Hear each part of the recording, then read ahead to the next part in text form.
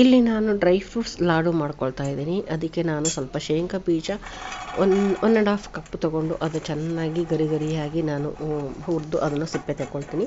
Next ಮಖನ ತೊಗೊಳ್ತೀನಿ. ಮಖನೂ ಸ್ವಲ್ಪ ಜಾಸ್ತಿ ಪ್ರಮಾಣದಲ್ಲಿ ತೊಗೊಳ್ತೀನಿ.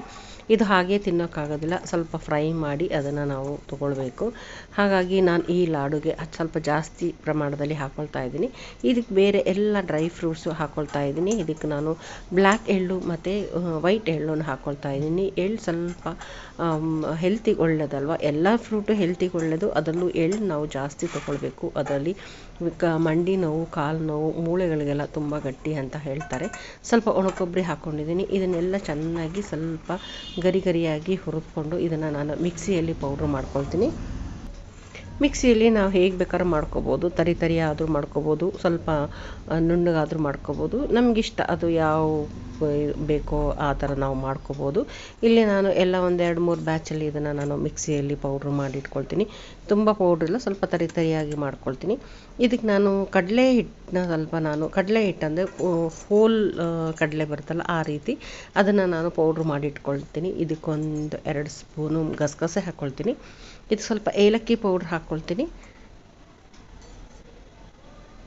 ಮತ್ತು ಒಂದು ಚಿಟಿಕೆ ಉಪ್ಪು ಹಾಕ್ಕೊಂಡು ಇಲ್ಲಿ ನಾನು ಎಲ್ಲ ಮಿಕ್ಸ್ ಮಾಡ್ಕೊಳ್ತೀನಿ. ಇದಕ್ಕಿನ್ನೂ ನಾವು ಬೇರೆ ಯಾವ್ಯಾವ್ದು ಬೇಕೋ ಅದನ್ನೆಲ್ಲ ಹಾಕ್ಕೋಬೋದು. ಡ್ರೈ ಫ್ರೂಟ್ಸು ನಮ್ಮ ಮನೇಲಿ ಯಾವುದಿರುತ್ತೋ ಅದನ್ನು ಅದರಲ್ಲೇ ಮಾಡಿದ್ರೆ ಸಾಕು. ಇದಕ್ಕೊಂಚೂರು ಬೆಲ್ಲ ಕರಗಿಸ್ಕೊಂಡಿದ್ದೀನಿ, ಪಾಕ ಅಲ್ಲ ಇದು, ಬೆಲ್ಲ ಕರಗಿಸ್ಕೊಂಡು ಸ್ವಲ್ಪನೇ ಹಾಕ್ಕೊಂಡು ನಾನು ಇಲ್ಲಿ ಉಂಡೆ ಹಿಡಿಯಷ್ಟು ನಾವು ಅದು ಗಟ್ಟಿ ಹದಕ್ಕೆ ಬಂದರೆ ಸಾಕು ಅಷ್ಟು ನಾನು ಬೆಲ್ಲ ಹಾಕ್ಕೊಂಡು ನಾನು ಚೆನ್ನಾಗಿ ತಿರುಗಿಸ್ಕೊಂಡು ಇಲ್ಲಿ ಉಂಡೆ ಕಟ್ಕೊಳ್ತಾ ಇದ್ದೀನಿ. ಯಾವ ಸೈಜಲ್ಲಿ ಬೇಕಾದ್ರೂ ನಾವು ಕಟ್ಕೊಳ್ಬೋದು. ಇದು ದಿನ ಒಂದೊಂದು ತೊಗೊಂಡ್ರೆ ಹೆಲ್ತಿಗೆ ಒಳ್ಳೆಯದು. ಒಂದೊಂದ್ಸಲಿ ನಾವು ಡ್ರೈ ಫ್ರೂಟ್ಸ್ ತಿನ್ನೋಣ ಅಂತ ಎತ್ತಿಟ್ಕೊಳ್ತೀವಿ, ಅದು ಹಾಗೆ ಮರ್ತು ಹೋಗ್ಬಿಡತ್ತೆ. ಈ ರೀತಿ ಮಾಡಿದ್ರೆ ನಮಗೆ ಬೇಗ ನಾವು ತೊಗೊಳ್ಬೋದು, ದಿನ ತೊಗೊಳ್ಬೋದು, ಮರೆಯೋದಿಲ್ಲ ಇದನ್ನು ನಾವು ತೊಗೊಳೋದಕ್ಕೆ. ಮತ್ತು ಸ್ವಲ್ಪ ಬೆಲ್ಲ ಹಾಕಿದ್ರಿಂದ ಟೇಸ್ಟ್ ಇರುತ್ತಲ್ವ, ಹಾಗಾಗಿ ಈ ರೀತಿ ಮಾಡ್ಕೊಳ್ತಾ ಇದ್ದೀನಿ.